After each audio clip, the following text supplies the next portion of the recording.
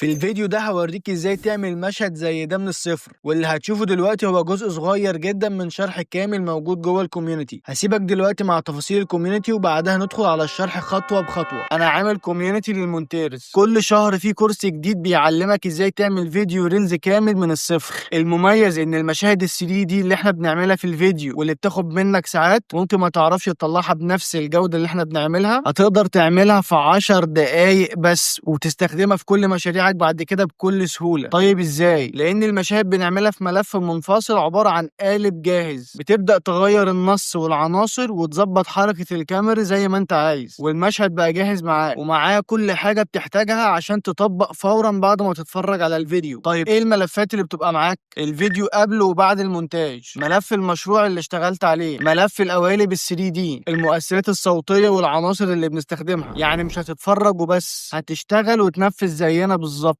الفكرة انك مش داخل تاخد كورس، انت داخل تعيش تجربة كورس كامل مع ناس زيك ويشاركوا معاك رحلتك. عندنا جروب تليجرام بتشارك فيه شغلك، واي مشكلة بتواجهها هتلاقي ناس تساعدك. لو دخلت الكوميونتي ومعرفتش تطلع مشاهد بنفس الجودة اللي احنا بنطبقها هرجع لك فلوسك كاملة بدون نقاش، ولعدد محدود جدا هتاخد 2 بونص حصريين. ملف كان بيشرح ازاي تكتب بروبوزال احترافي كنت بستخدمه في موقع مستقل وكان بيجيب لي عملاء كتير جدا، وملف التاني بيعلمك ازاي تعمل ساوند ديزاين احترافي. دلوقتي السعر عليه خصم العدد محدود جدا، وصدقني هو ارخص من 8 وجبه، بس الفرق ان الوجبه هتخلص معاك في ربع ساعه، والسيستم ده هيفضل يطور مستواه طول عمرك. الرابط تحت الفيديو مستنيك هناك. طيب المشهد ده احنا استخدمنا فيه شات جي بي تي وموقع تاني بنولد منه الصور عشان نعمل الصوره دي، والحاجه دي هتستخدمها على طول في شغلك لانها جميله جدا وبعملها لكذا كلاينت وبتعجبه. طيب هنبدا نعمل ايه؟ اول حاجه تفتح شات جي بي تي. انا الصوره دي شفتها على النت وعجبتني وده الستايل اللي انا خدت منه، رحت جاي قايل له ايه، قلت له عايز برومت لصوره شبه الشخص اللي قاعد على اللاب بنفس الطريقه وشغال على اللاب على المكتب، وعايز الخلفيه تبقى خضراء عشان اعرف افصله عن الخلفيه. طيب هنا اول حاجه كتب لي البرومت. اهم حاجه اتاكد ان البرومت يبقى بالانجليزي. بعد ما كتب لي البرومت ووديته للموقع كانت الصوره مش احسن حاجه، فقلت له عايز الشخص يبقى حاسس باحباط زي اللي في الصوره والكاميرا تبقى جايه عليه من قدام.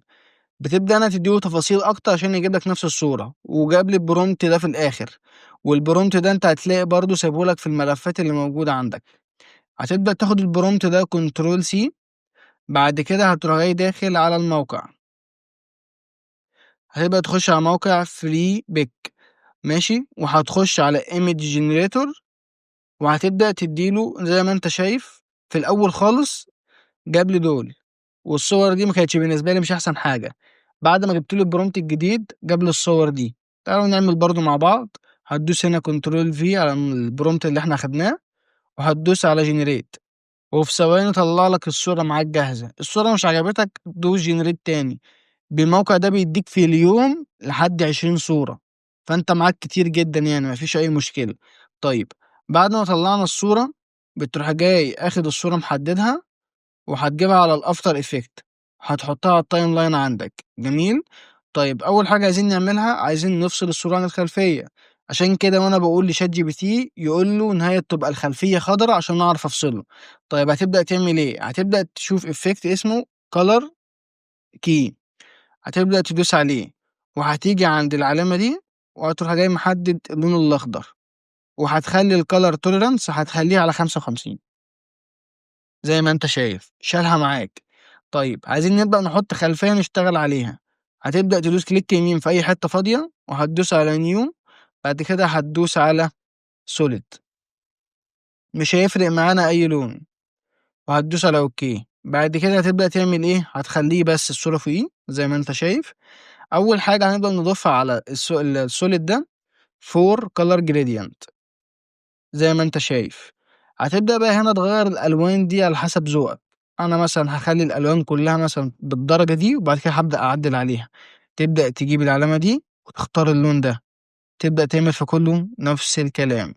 بعد كده ممكن تيجي بقى انت هنا تبدأ تفتح سنة، تبدأ تفتح الجناب اكتر زي ما انت شايف مثلا معاك بالشكل ده.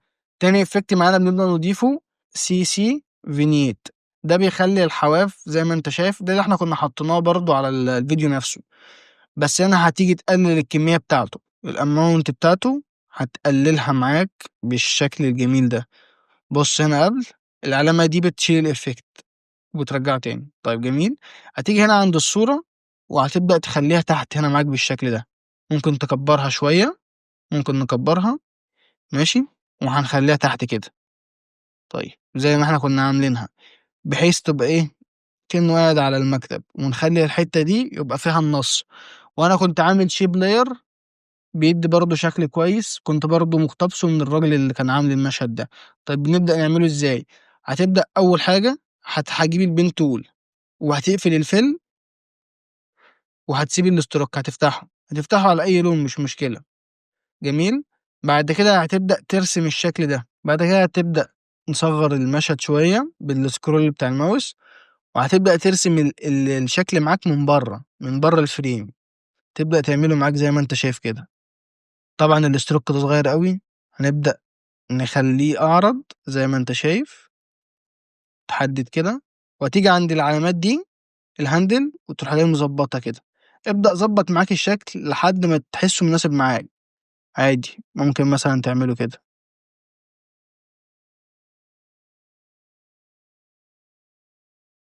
زي ما انت شايف كده، برضو كويس جدا مش وحش.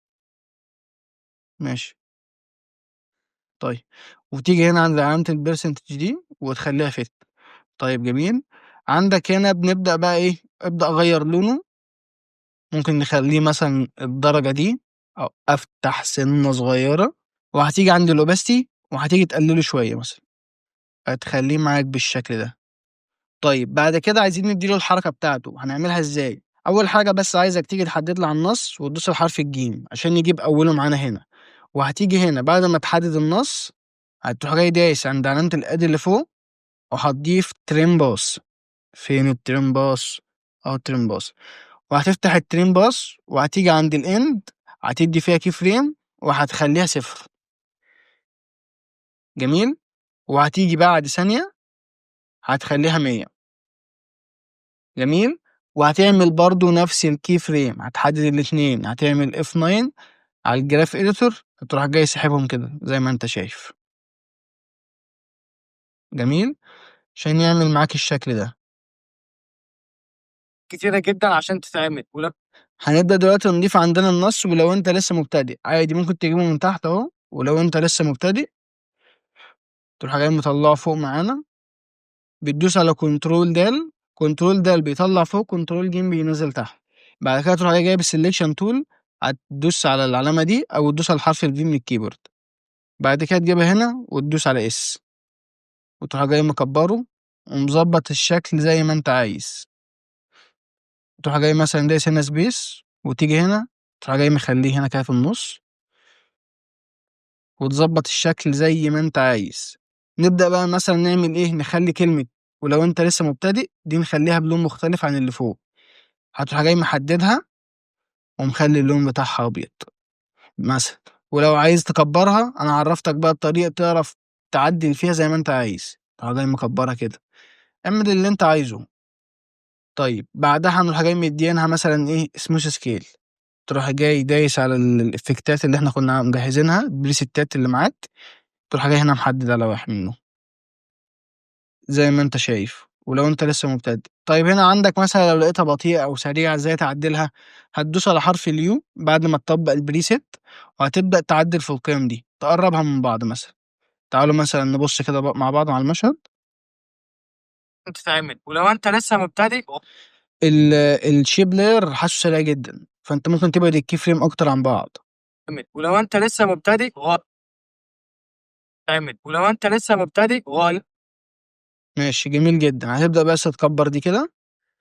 تعالوا نبص في الفيديو، نكمل الفيديو. لسه مبتدئ غالبا هتضيع. لو انت لسه مبتدئ غالبا الاوفرلي اللي بره ده هنحطه اخر حاجه. طيب هنا جبنا شكل الساعه دي وكتبنا هنا غالبا هتضيع الايام، هتضيع ايام عشان تعمل. وعملنا الشكل ده على النص، هقول لك ازاي تعمله. الاستعارات دي وفي الاخر مش هتعرف توصل هنا. بعد كده حصل على كل بلور نفس اللي احنا عملناه في الهوك، وطلع فوق، وفي الاخر مش هتعرف توصل لنفس النتيجه، والنتيجه خليناها بالابيض وكبرناها عن الباقي. نفس النتيجه اللي انت بتشوفها انا جنب. اول مشهد عندنا ده المشهد ال 3 دي، ده جاهز في قالب منفصل لوحده، تعرف تستخدمه في اي مشروع تاني عندك. طيب تعالى اوريك موقع جميل جدا تعرف تجيب منه مشاهد البيرول زي مشهد الساعة بشكل مجاني تماما. الموقع عندك اسمه بيكسل، هو الموقع ده pixel.com. الموقع ده بيوفر لك كل الحاجات اللي قدامك دي كلها بشكل مجاني تماما. هتدوس على داونلود وهتحمل على طول الفيديو معاك، بس انا عشان مش محتاج ده انا بعرفك الموقع. هنبدأ نجيب عندنا فيديو ساعة ونحطه على التايم لاين. هنبدأ بس نظبط مكانه مع الصوت. ولو انت لسه مبتدئ غالب مبتدئ ماشي هنحط هنا كده مظبوط فوقيه. طيب جميل. وهنبدأ نجيب، ولو انت لسه مبتدئ نبدأ نجيب التلات نصوص اللي بعدهم، غالبا هتضيع ايام عشان تعمل الستايلات دي. ماشي وهنطلعهم فوق. تعال اعرفك هنا بقى تركاية جميلة. هتبدأ ماشي تجيبهم هنا في الاول. طب انا دلوقتي عايز النصوص دي كلها تنتهي من نفس الحتة، بمعنى ان عايزهم كلهم يبقى اخرهم هنا زي ما انت شايف، اخرهم كلهم في حتة واحدة. طب هنعملها يدوي؟ ممكن تعملها يدوي، بس انت لو هتعملها في نصوص كتيرة بتاخد منك وقت. طيب هنعملها ازاي؟ هندوس كنترول زد نرجعهم. اول حاجة بتيجي بالسهم ده توقفه عند الحتة اللي انت عايز تنتهي عندها. مثلا هنقول الحتة دي وهتروح جاي محدد على النصوص اللي انت عايز تعملها. هتروح جاي دايس على الت دال، يروح جاي جايب لك النصوص كلها نهايتها واحدة. فهنا بقى تعرف بقى ايه، يبدأوا كل واحد يبدأ بداية مختلفة بس كلهم ينتهوا من نفس الحتة زي ما انت شايف. هنبدأ نظبط أماكنهم مع بعض. أدي هنا غالبا هتضيع أيام. هنبدأ نكبر السكيل بتاعها ونخليها هنا كده. وهتيجي عشان تعمل دي تاني حاجة هتدوس على السكيل تكبرها، وهنخليها في النص، ودي اللي هيظهر عليها الإفكتات اللي هنعملها. وهتيجي عند كلمة الستايلات دي هتخليها هنا، ودي كنا على ما أعتقد خليناها بالأبيض، مش مشكلة. والأوباستي بتاعتها ممكن نقللها شوية كشكل تديها يعني. طيب جميل. تعالوا نعمل الستايل اللي عمله النص اللي في النص. هتيجي تحدد النص اللي انت عايز تعمل ايه الإفكت، وهتيجي عند توجد سويتش وتدوس عليها. هتيجي عند كلمة نورمال دي وهتخليها ديفرنس. في ثانية عمل معاك الإفكت ده انت بتشوفه كتير على النت، وهو بسيط جدا انه يتعمل زي ما انت شايف. تعالوا نبص على الفيديو. انت مبتدئ غالبا هتضيع ايام عشان تعمل الاستايلات دي. الإفكتات مظبوطة والأماكن بتاعتها مع الصوت مظبوطة وكلهم منتهين من نفس الحتة، بدل ما تلاقي مثلا حاجة كده عشان بدأت وتنتهي، لأ كلهم منتهين مع بعض في نفس الحاجة. نبدأ نكبر النصوص على الآخر ونبدأ نعمل الإفكت الأخير اللي احنا برضو قررناه على الهوك. طيب نعمله ازاي؟ أول حاجة هتروح جاي ضايف adjustment layer فوقيهم. هتدوس كليك يمين على new adjustment layer. بعد كده هتضيف عليها نفس الإفكتين جازيان بلور وإكسبوجر. وهتبدأ تدوس كي فريم هنا على بلورنس وعلى الإكسبوجر تديها كي فريم، وتدوس على حرف يو عشان يبين لك كي فريم، وتروح جاي مثلا محددهم هنا وقدام. بعد ثانية تروح جاي مزود الإكسبوجر فوقيهم، وهتروح جاي عند البلورنس أقصد وعند الإكسبوجر هتروح جاي مقلله.